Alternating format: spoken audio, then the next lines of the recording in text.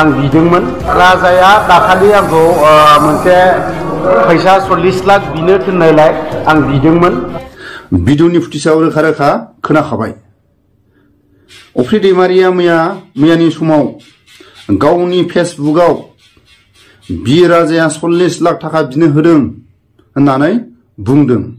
बिथाङा पुलिस थारानिफ्राय उदां जाखांनायनि उनाव बिजों फन हरदोंमोन अब्ला बिथाङा बुंहरदों आंखौ बुनानैसो बुंहोदों आरो बिथाङा लोगो लोगो भिडिअखौ दानबाय दानफिननानै आं बेयावनो बुजिखाबाय मानो थाखाय भिडिअखौ दानखो बुनानैसो बि राजाया 40 लाख थाखा बिनो होदों होननानै बियो जोंनि बर' समाजनि गेजेराव फोरमायनाया जोबोद लाजिथावना बे समाव आं लानानै फैदों जाय अफ्रि दैमारि आरो बि राजा बिथांखौ बानसावनाय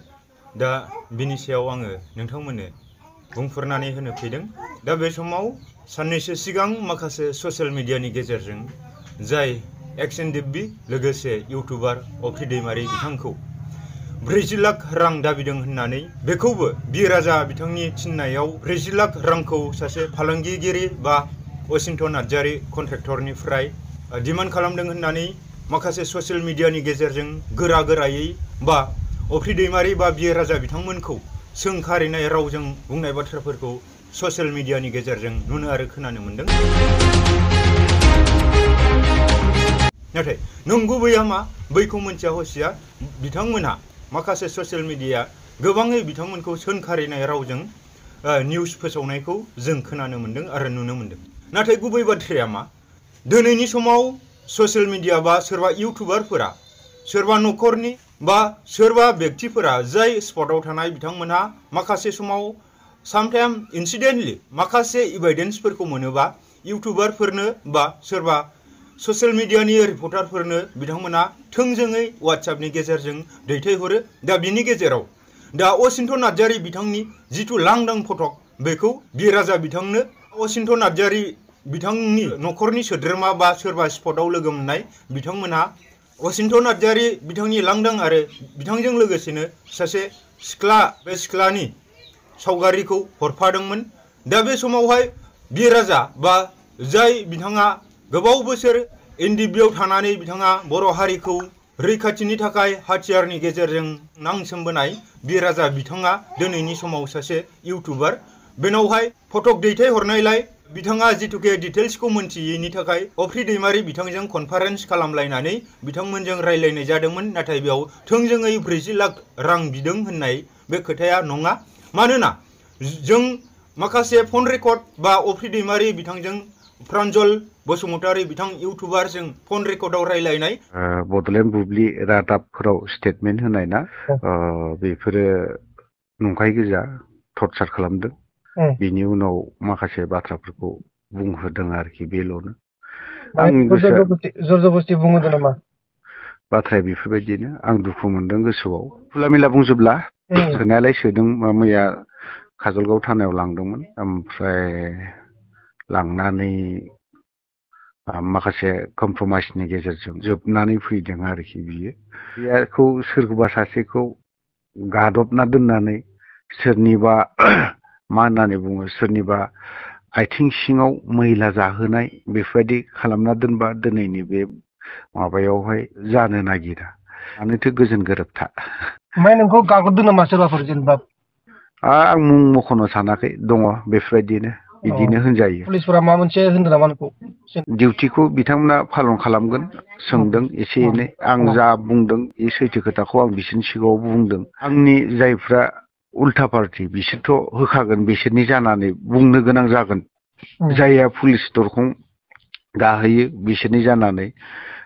पुलिसफोरा उफाय गैया निउस पर्टेल बिथांमोनखौ आं खावलायगोन आरो बुंगोनसो बिथांमोना सोरखौबा लानानै अभार बेफोरबायदि दिनैनि दिनाव बिथांमोना फैनो हायो सोंफैनो हायो मानो फैनो हाया आंनि खोथाया सोंथिया बिसो मिडियाया दिनै मानो फैनानै आंनाव रिपर्ट लाफैनो हाया मानो सोंफैनो हाया दायित्वआ बिसोरहाबो दं आंथ' नोंथाङा जे बिदि बानायजाबाय बिनि सायाव नोंथांमोननि लोगो एक्सन टिभि बिथांमोना दुखु मोननाय फोरमायदों नामा एक्सन टिभिनि सेंग्राफ्रा सोरबाया जुदि गोसोआव दुखु मोननाय दङब्लाबो बिथांमोना फोरमायनो हाया बुंनो हाया आं 100 जननि गेजेराव आंखौ दसजन सोआब्लाबो मोजां मोनग्रा थागोन 100% आं सोरजोंबा दंजोबो होननानै आं साना आं बेखौबो बुंगोन जिहेतु आं सासे इउनाइटेड फराम अफ एक्स एनडिएफबिनि सासे मेम्बार आंनि गोसो बायदि नङा सोरनिबा सासे बुंनायाव नों लाइफआव बुंनांगौ मानांगौ बेफोरबायदि मोनसे खोथाखौ बुंनो लुबैबावदों खारन आंनि देहाया दा थिग नङा मेगनफ्रा बुजोबनानै दङ बुंनायाथ' बड'लेण्ड बुब्लि रादाब बिथांमोना अन्तत बिसोरो सोंनांगौमोन सासे इउनाइटेड फराम अफ एक्स एनडिएफबिनि मेम्बारखौ बा एक्स एनडिएफबिनि सोद्रोमाखौ दिनैहाय लांदों मा जाहोननि थाखाय लांदों आंनाव दा सोंथोनमोन रायजोनि नोजोराव आं दिनै क्राइम मावदों नंगौना नङा आरो आंनि बैसोरनि गेजेरावबो आंबो जे आं क्राइम मावदों खिन्थु आंखौ जाय माबा खालामो बिथांमोनाबो जे क्राइम मावदों नंगौना नङा बाथ्राया बेफोरबायदि आरोखि ओंखायनो गनायना लानोबो थान मोनदों जिहेतु बिथांमोननि बाथ्रा बुंनाय माखासे भुलाथ' आंबो जाया नङा जायो भुला जायो आंबो गोरोन्थिखौ मावगोन खिन्थु रायज्लायनायनि गेजेरजों फंसे फंनै सोबाना हरनाय बे आलादा बाथ्रा मानिदों आं गेदेरफोरजों सोबा जानायखौ आं जेबो मोना बे आंनि थाखाय बोर होननानैसो सानना लायो जों बर'नि गेजेरावबो दाबो बे गियान बा बे आखल आखु माखासे टारगेटआ बेनोल' दाखालिबो आं माखासे गोबां बाथ्रा बुंदोंमोन नालाय इउपिपिएलनि हेंथायै आं इउपिपिएलखौबो बुंनो थाङा जे बिसोरनि दस बा सोरखौबा बिपिएफखौबो जे बुंनो थाङा आङो बिसोरनिनो दाय आं बेखौ बुंनो थाङा खिन्थु आङो सम लानानै आंनो बिजिरगोन हारसिंनो आं अब्लाना जेब्ला बुंनांगौ अब्लानि समाव आं आयेननि राहा लामा बा आयेननि बा आं जायखिनि बुस्थु बाथ्राखौ बुंगोन इनफर्म होनानै खोन्थानानै आङो क्लियार होगोन दिनै बेफोरबायदि बाथ्राखौ मैया खोनानो मोनदों आं बर'नि दैदेनगिरिफोर कयेकजनफोर मुं मख'नो सानाखै खुसि मोनदों खारन आं दिनै सोरनिबा जानानै सोरनिबा हेंथायै बाथ्रा बुंबाय थायोना गोबां षड्यन्त्र दङ बावहाय आं बिदोंमोन राजाया दाखालि आंखौ मोनसे फैसा 40 लाख बिनो थिननायलाय आं बिदोंमोन भिडिअनि फुटेजआव रोखा रोखा खोनाखाबाय अफ्रि दैमारिया मैयानि समाव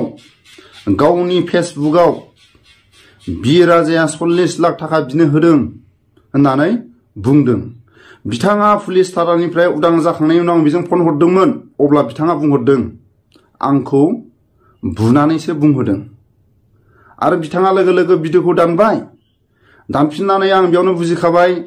मानो थाखाय भिडिअखौ दानखो बुनानैसो बि राजाया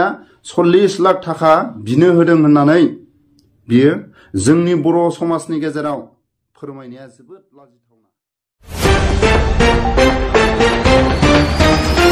असिन्त नार्जारी जाय कन्ट्राक्टर बा फालांगियारि बिथांनि माखासे सामसाफोरासो अफ्रि दैमारिखौ बुनानै बेबायदि खोथाखौ बुंहोदों होननाय खौरां बा खोथाखौ जों खोनानो मोनदों दा जिथुके बेबायदि समायसाया थोंजोङै दिनैनि समाव बेबायदि समायसाखौ बिथांमोना क्रिएट खालामदोंब्ला जों बयबो जों गसंथानांगोन दिनै सासे फालांगियारिया सोरजोंबा देहायारि सोमोन्दो लानायाव जोंहा जेबो बुंनांगौ खोथा गैया नाथाय हमजालायनांगौ बा हमजालायजासे बैबायदि अबस्थासिम थांनायासो दुखु गोनां जायखौ स्पटआव मोननायखाय बि राजा बिथांनि वाट्सएपनि नाम्बारजों दैथायहरदोंमोन दा बेवहायसो दिनै बि राजा आरो अफ्रि दैमारि बिथांमोनखौ बानसावदों नाथाय बै ससियेल मिडिया सलायग्रा बिथांमोनाबो जाहा थाहा ओरैनो डिटेल्सखौ मोनथियाबालानो बिथांमोनाबो सोरखौबा नारसिननानै सोंखारिनाया मोजां नङा बैफोरखौ सानै हयै होनाया मोजां दिनै बि राजा बिथांमोनाबो बिथांमोननि सायाव डिफेमेशन केस होनो हायो बा काउन्टार केस होफिननो हायोमोन अफ्रि दैमारि बिथांखौ माखासे असिन्त नार्जारी कन्ट्राक्टरनि सोद्रोमाफोरा बा बिथांनि सामसाफोरा बुनाया दिनै बिथांमोनखौ केस होफिननो हायो नाथाय जों दिनै केस होलायनायजों जेबो जाया दिनै केस होनानै सोर देरो बयबो मिथिगौ दिनैनि समाव सोरखौबा केस होनांगौब्ला बबेबा थानायाव उइदाउट फैसा रेजिस्टारानो जाखाया अब्ला जों गोरिब दुखी थाखोनि मानसिफोरा सोरनि सायाव केस होबाय थानो दिनैनि समाव बेबायदि जाथाया मानो जाबाय थानो मोनदों दिनै बिथां 40 लाख रांखौ दाबि खालामाखैमोन दिनै बिथांमोनाबो बानसाव जानायनि दायाव बा बानसाव जानायनि दुखुआव बिथांमोनाबो डेफेमेशन केसखौ होनो हायो नाथाय बे केस होलायनायजों जोंनि समाजा जौगागोन नामा माब्लाबाबो जौगानाय नङा बिनि थाखायनो जाय असिन्त नार्जारी बिथां कन्ट्राक्टर बिथाङाबो साननानैसो नायनांगौमोन बिथाङा गावनि मानसिखौ लगायनानै सोरखौबा देहायारि नारसिननाय बा बिथांखौ फिजिकेलि टर्चार होनाय बा प्रेसाराइज खालामनानै बिथांखौ खोथा बुंहोनाय बे टटेलि मिस्टेक जादों जोंनि आखायाव दिनै एभिडेन्स दङ दिनै बिथांनि लांदां फट'गा दङ अब्ला माखौ लानानै दिनै अफ्रि दैमारि बिथांखौ मानो बेबायदि फिजिकेलि टर्चार खालामखो मानो आखाइ होखो दा बैफोर गोबां साननो गोनां दिनै इउटुबारफोरा सोरबा ससियेल मिडियानि रिपर्टारफोरा बिसिबां बेबायदि माखासे एक्सिडेन्टजों खैदां खैफोद मोगा मोगि जानांगौ जायो दिनै बिसिबां सोरबा रिपर्टार सोरबा इउटुबारफोरा बिसिबां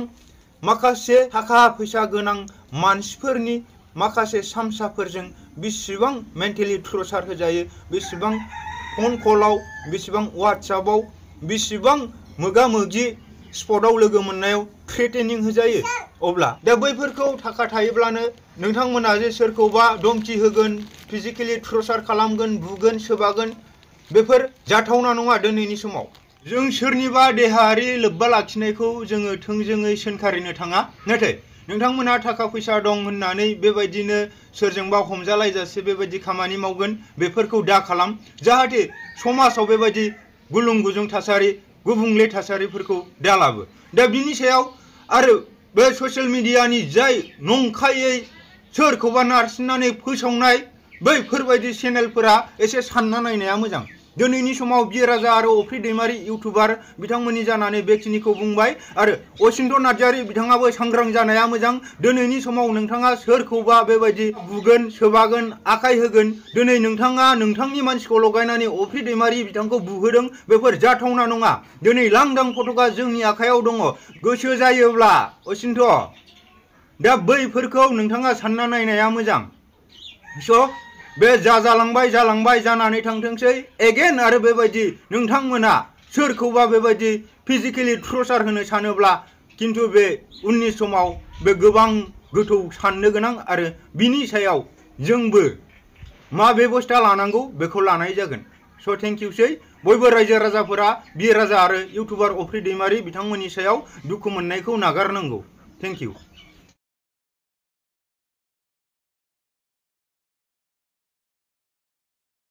बड'लेण्ड बुब्लि रादाबफोराव स्टेटमेन्ट होनाय ना बेफोरो नंखाय गोजा टर्चार खालामदों बिनि उनाव माखासे बाथ्राफोरखौ बुंहोदों आरोखि बेल'नो आंनि गोसोआ जरजबस्ति बुंहोदों नामा बाथ्राया बेफोरबायदिनो आं दुखु मोनदों गोसोआव खुला मेला बुंजोबला सोनायालाय सोदों मैया काजलगाव थानायाव लांदोंमोन ओमफ्राय लांनानै माखासे कमप्रमाइसनि गेजेरजों जोबनानै फैदों आरोखि बियो बेखौ सोरखौबा सासेखौ गादबना दोननानै सोरनिबा मा होननानै बुङो सोरनिबा आथिं सिङाव मैला जाहोनाय बेफोरबायदि खालामना दोनबा दिनैनि बे माबायावहाय जानो नागिरा मानोथो गोजोन गोरोबथा ओमफ्राय नोंखौ गाग्लोबदों नामा सोरबाफोर जेनेबा आं मुं मख'नो सानाखै दङ बेफोरबायदिनो बिदिनो होनजायो पुलिसफोरा मा मोनसे होनदों नामा नोंखौ डिउटिखौ बिथांमोना पालन खालामगोन सोंदों एसे एनै आं जा बुंदों बे सैथो खोथाखौ आं बिसोरनि सिगाङाव बुंदों आंनि जायफ्रा उल्था पार्टि बिसोरथ' होखागोन बिसोरनि जानानै बुंनो गोनां जागोन जायहा पुलिस दरखं गाहैयो बिसोरनि जानानै पुलिसफोरा उफाय गैया निउस पर्टेल बिथांमोनखौ आं खावलायगोन आरो बुंगोनसो बिथांमोना सोरखौबा लानानै अभार बेफोरबायदि दिनैनि दिनाव बिथांमोना फैनो हायो सोंफैनो हायो मानो फैनो हाया आंनि खोथाया सोंथिया बिसो मिडियाया दिनै मानो फैनानै आंनाव रिपर्ट लाफैनो हाया मानो सोंफैनो हाया दायित्वआ बिसोरहाबो दं आंथ' नोंथाङा जे बिदि बानायजाबाय बिनि सायाव नोंथांमोननि लोगो एक्सन टिभि बिथांमोना दुखु मोननाय फोरमायदों नामा एक्सन टिभिनि सेंग्राफ्रा सोरबाया जुदि गोसोआव दुखु मोननाय दङब्लाबो बिथांमोना फोरमायनो हाया बुंनो हाया आं 100 जननि गेजेराव आंखौ बोसोन सोआब्लाबो मोजां मोनग्रा थागोन 100% आं सोरजोंबा दंजोबो होननानै आं साना। आं बेखौबो बुंगोन जिहेतु आं सासे इउनाइटेड फराम अफ एक्स एनडिएफबिनि सासे मेम्बार आंनि गोसो बायदि नङा सोरनिबा सासे बुंनायाव नों लाइफआव बुंनांगौ मानांगौ बेफोरबायदि मोनसे खोथाखौ बुंनो लुबैबावदों खारन आंनि देहाया दा थिग नङा मेगनफ्रा बुजोबनानै दङ। बुंनायाथ' बड'लेण्ड बुब्लि रादाब बिथांमोना अन्तत बिसोरो सोंनांगौमोन सासे इउनाइटेड फराम अफ एक्स एनडिएफबिनि मेम्बारखौ बा एक्स एनडिएफबिनि सोद्रोमाखौ दिनैहाय लांदों मा जाहोननि थाखाय लांदों आंनाव दा सोंथोनमोन रायजोनि नोजोराव आं दिनै क्राइम मावदों नंगौना नङा आरो आंनि बैसोरनि गेजेरावबो आंबो जे आं क्राइम मावदों खिन्थु आंखौ जाय माबा खालामो बिथांमोनाबो जे क्राइम मावदों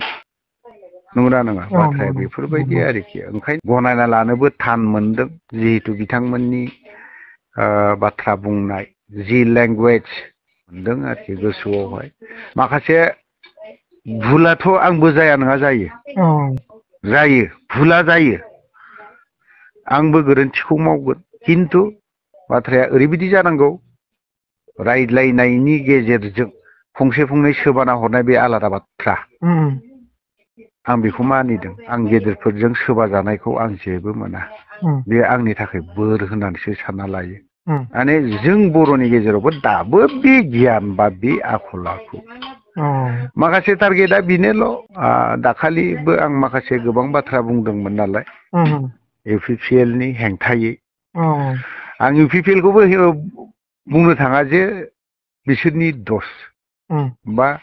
सोरखौबा बिपिएफखौबो जे बुंनो थाङा आङो बिसोरनिनो दाय आं बेखौ बुंनो थाङा खिन्थु आङो सम लानानै आंनो बिजिरगोन हारसिंनो आं अब्लाना जेब्ला बुंनांगौ अब्लानि समाव आं आयेननि राहा लामा बा आयेननि